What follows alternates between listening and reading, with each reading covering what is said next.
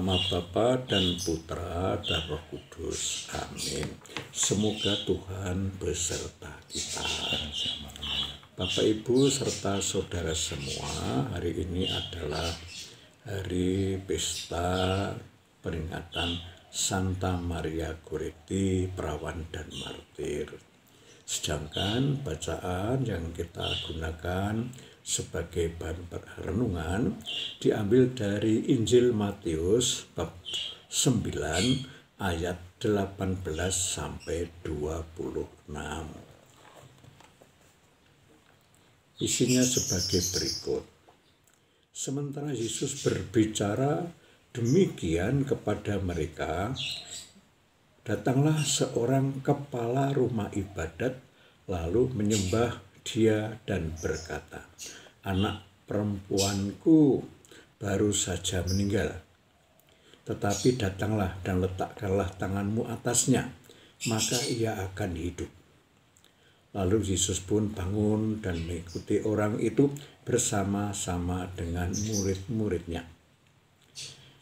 Pada waktu itu seorang perempuan yang sudah tua, sudah 12 tahun lamanya menderita pendarahan, maju mendekati Yesus dari belakang dan menjamah jubahnya. Karena katanya dalam hati, "Asal kujamah saja jubahnya, aku akan sembuh."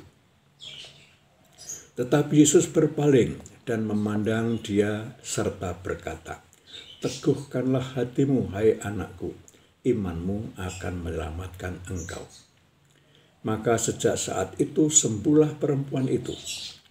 Ketika Yesus tiba di rumah kepala rumah ibadat itu dan melihat peniup-peniup seruling dan orang banyak ribut, berkatalah Yesus, "Pergilah, karena anak ini tidak mati melainkan tidur." Tetapi mereka mentertawakan dia.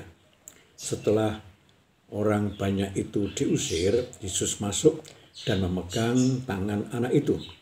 Lalu bangkitlah anak itu, maka tersiarlah kabar tentang hal itu ke seluruh daerah itu.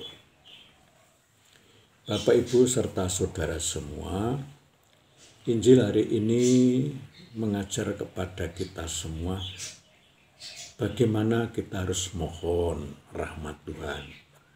Bagaimana kita mohon bantuan Tuhan agar dikabulkan.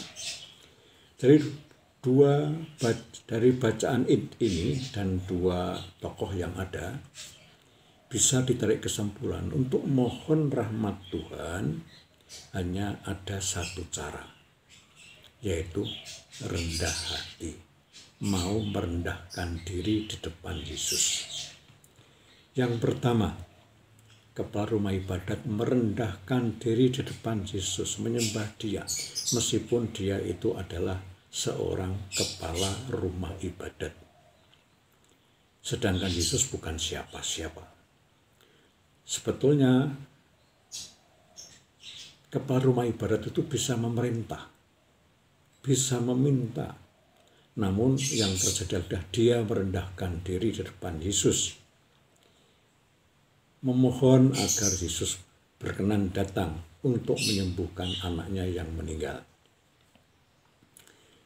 Kepala rumah ibadat tidak menunjukkan kekuasaannya, tidak memerintah, tapi memohon. Sedangkan wanita yang sakit juga merendahkan diri. Memang dia orang kecil, maka tidak berani ngomong, bahkan tidak berani meminta, tetapi dia mencoba untuk menyentuh jubahnya karena dia yakin hanya dengan menyentuh jubahnya tentu aku akan sembuh. Dan memang terjadi demikian.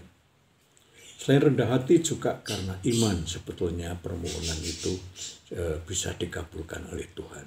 Oleh karena itu, marilah kita mohon.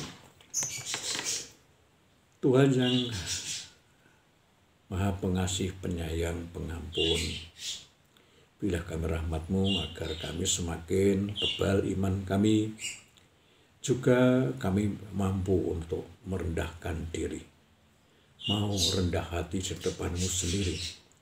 Hanya dengan sikapnya rendah hati, merendahkan kehidupanmu, maka engkau berkenan untuk mengabulkan permohonan-permohonan yang kami perlukan. Tuhan, semua itu kami mohon kepadamu melalui Kristus Tuhan kami. Semoga Tuhan menyertai kita semua.